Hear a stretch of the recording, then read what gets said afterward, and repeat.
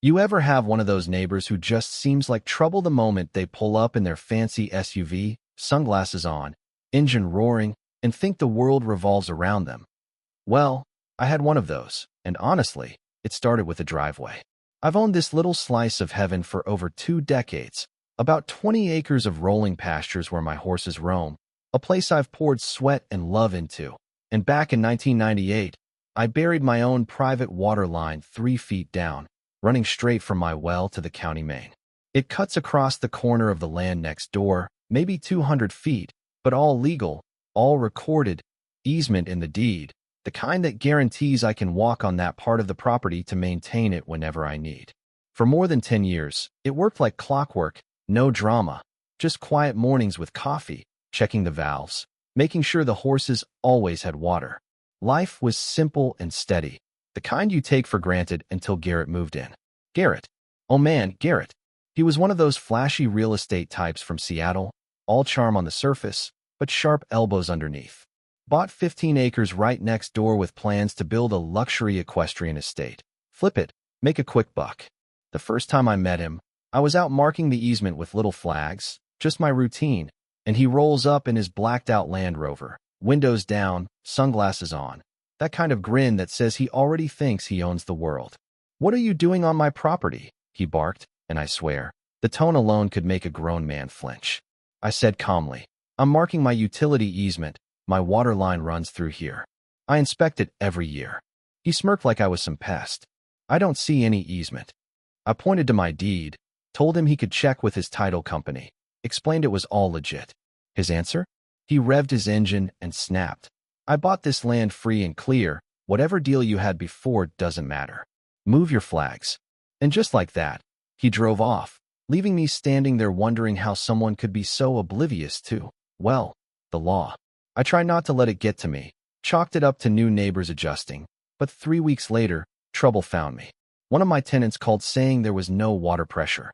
I checked my well, my valves, everything on my side. It all looked fine. And then I saw it. Garrett had poured a massive 8-inch thick concrete driveway right over my water line. No heads up, no call, just tons of concrete sitting squarely on top of my access point. I called him immediately, trying to stay composed. "Garrett, you paved over my water line. I can't access it for maintenance." And he just shrugged, said, "My contractor mentioned some old pipe. We worked around it. Your water should be fine." I told him, "You didn't work around it. You buried it under concrete."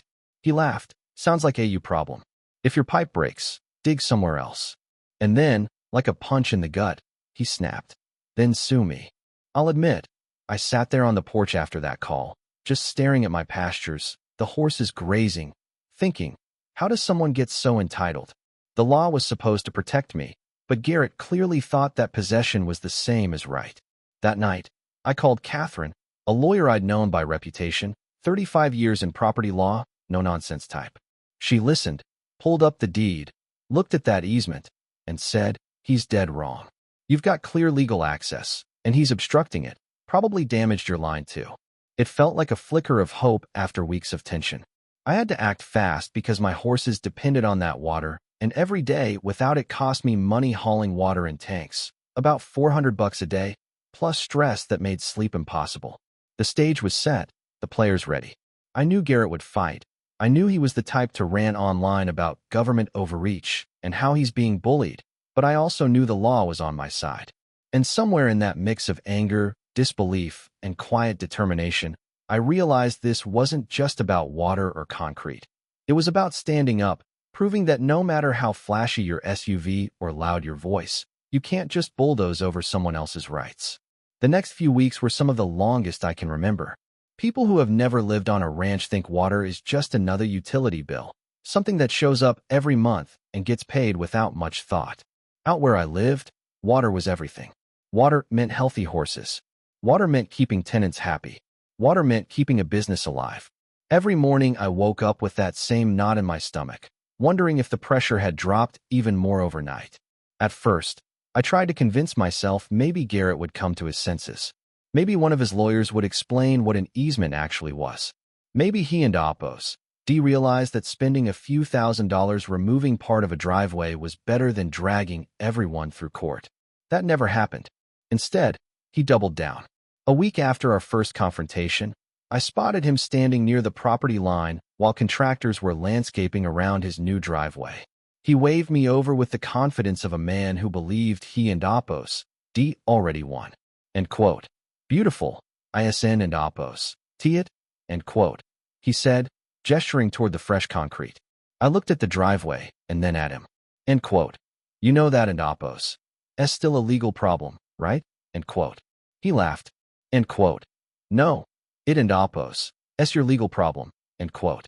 I remember staring at him for a second, honestly wondering whether he actually believed what he was saying or whether he was simply too proud to back down. Then he leaned closer. End quote. You know what your problem is, Ethan? End quote. I didn't and Opos T answer. End quote. You and Opos VE been here too long. Guys like you think because you and Opos VE own land for 20 years, you own the neighborhood. End quote. I almost laughed at the irony. The man who had moved in 6 months ago was accusing me of acting entitled.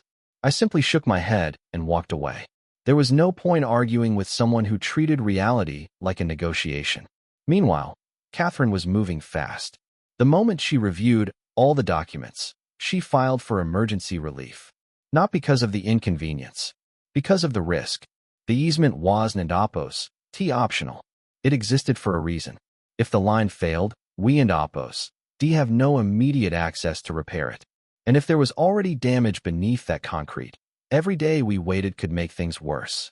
The county inspector reviewed the situation. Surveyors confirmed the location. The paperwork was airtight. Yet somehow Garrett acted as though the entire legal system was just another obstacle he could buy his way around. Then things got worse. One morning the pressure dropped so low that several water troughs barely filled. I spent hours hauling emergency tanks across the property. The horses were fine, but the situation was becoming unsustainable. $400 a day, day after day, week after week. The expenses piled up. Then came another punch. 2 boarders decided to move their horses elsewhere. I couldn't and Opos T blame them. They had animals to care for. They needed reliability. Still, watching those trailers pull away felt like losing part of the ranch itself. That night, I sat on my porch long after sunset. The pasture was quiet. The sky was clear. And I remember feeling something shift inside me. Until then, I and Opos D mostly been angry. Now I was determined. Because this wasn't Opos T just a disagreement anymore. Garrett and Opos S decisions were hurting real people, real animals, real livelihoods. 5 weeks after the driveway was poured, we finally walked into court. The courtroom wasn't Opos T particularly large. No dramatic television moment. No cheering crowds. Just a judge, 2 attorneys, a stack of documents, and a man who still believed he was the smartest person in the room. Judge Margaret Lawson entered and took her seat. What caught my attention immediately was something Catherine had mentioned beforehand. The judge owned ranch property herself. Not that it guaranteed anything, but she understood exactly why access to water mattered. Garrett seemed completely unaware of that detail. Or maybe he simply didn't and Opos T care. His attorney opened with a surprisingly weak argument. They claimed the water line was still functioning. They argued that no actual denial of access had occurred. They suggested that if maintenance was needed in the future, alternative solutions could be discussed. I watched the judge and Opos S expression barely change. Then Catherine stood, and for the next 30 minutes, she dismantled their entire case piece by piece. She presented the recorded easement. She presented surveys. She presented county records. She presented photographs of the driveway directly above the protected access corridor. Most importantly, she demonstrated that an easement is not something that exists only when convenient. It is a legal right, a protected property interest, and Garrett had obstructed it. When the judge finally began asking questions, the tone of the room changed completely. She looked directly at Garrett. End quote. Did you know this easement existed? End quote.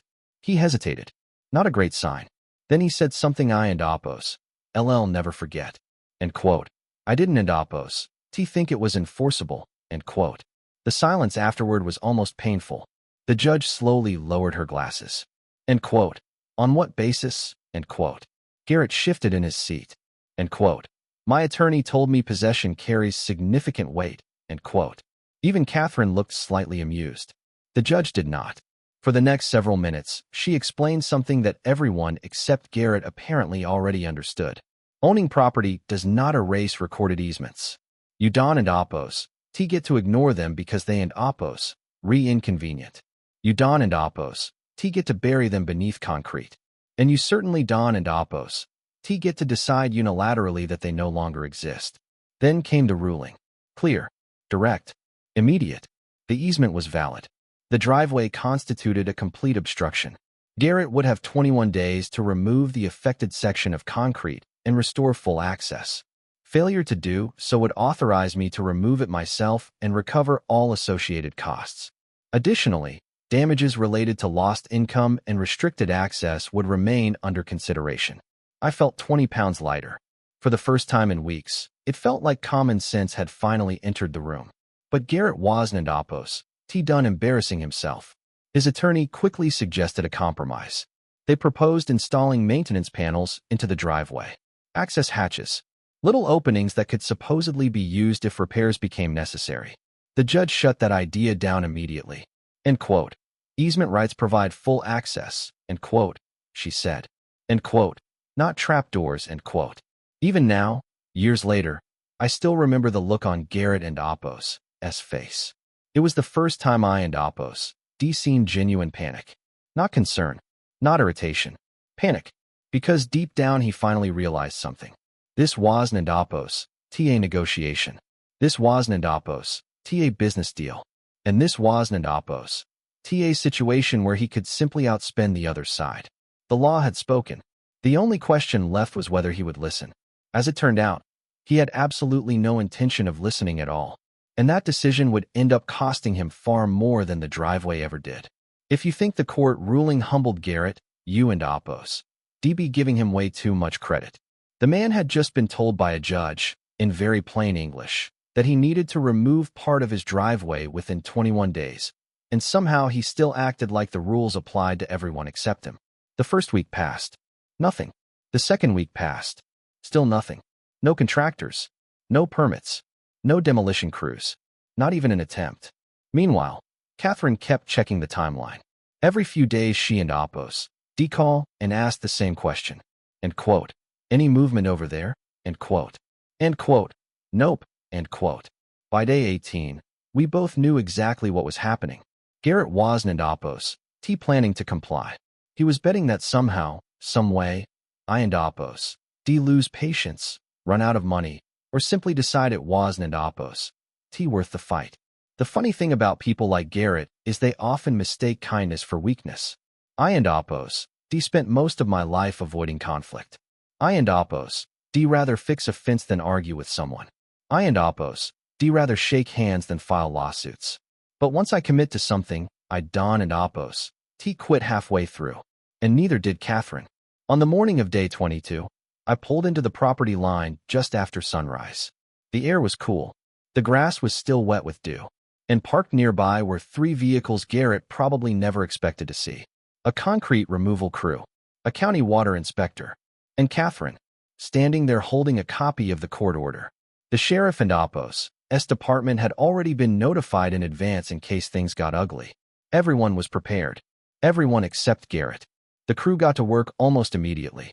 The first cut into that driveway echoed across the property like a gunshot. Chunks of concrete started breaking apart. Dust rose into the morning air. And for the first time since this whole mess began, I felt completely calm. Not happy, not vindictive, just calm. Because at that point, nobody was taking revenge. Nobody was getting even. The court had made a decision.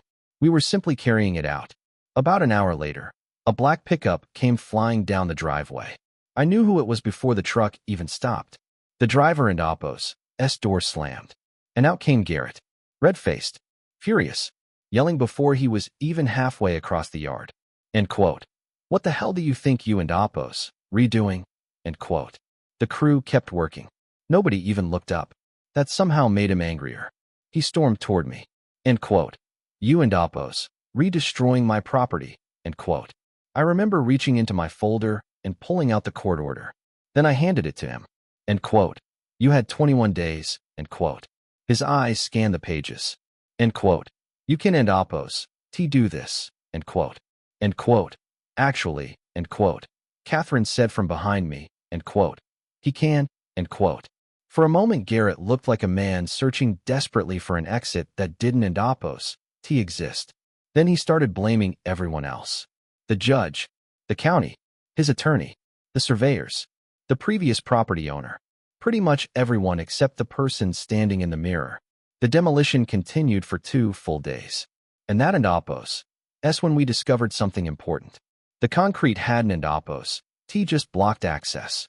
It had damaged the water line. 3 separate stress fractures had developed beneath the driveway. The weight of the concrete and improper installation had put pressure on the pipe for weeks. The county inspector documented everything.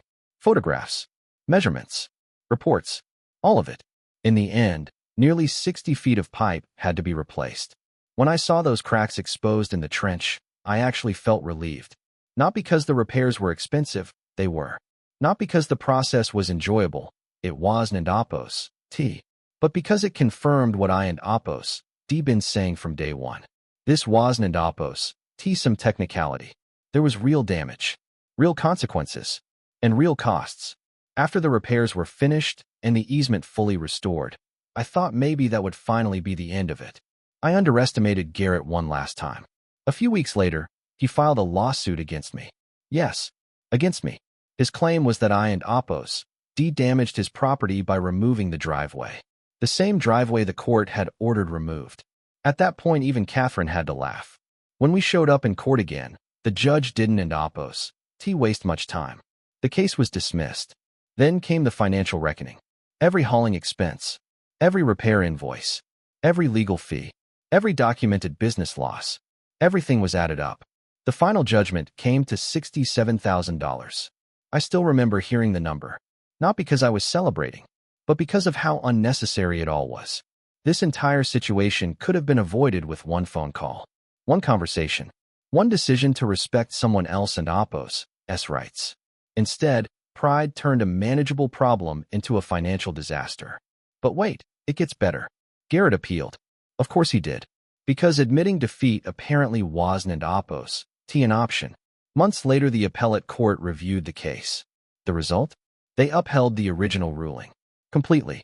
Then they added another $9,000 in appellate costs. By the time everything was finished, Garrett had lost nearly $76,000. Over a driveway he never should have built in the first place. The strangest part came afterward. For sale signs eventually appeared on his property. Construction slowed, then stopped. Within a year he was gone. I haven't and oppose T seen him since. Sometimes people ask me whether I felt satisfied watching all of that happen. The truth is, satisfaction isn't and oppose T really the right word. What I felt was relief. Relief that the ranch survived. Relief that the horses had water again. Relief that the law actually worked the way it was supposed to. Because at the end of the day, this story was never about winning. It was about protecting something I and oppose D spent decades building. And if there and oppose one lesson I took from the whole experience, it and oppose this. There are people who think confidence can replace facts. People who think money can replace responsibility. People who think ownership means they get to ignore everyone around them. Most of the time, reality eventually catches up. The only question is how expensive that lesson becomes. Now I and oppose am curious what you think. If you were in my position, would you have taken Garrett to court immediately, or would you have tried to work things out longer before filing the lawsuit? And if you were the judge, do you think the financial penalties were fair, or should the consequences have been even harsher? Drop your thoughts in the comments below. I read as many as I can, and these stories always spark some interesting debates. If you enjoyed this one, make sure to like the video, subscribe to the channel, and share it with someone who appreciates a good story about property rights, accountability, and the moment arrogance finally runs headfirst into reality. Until next time, take care.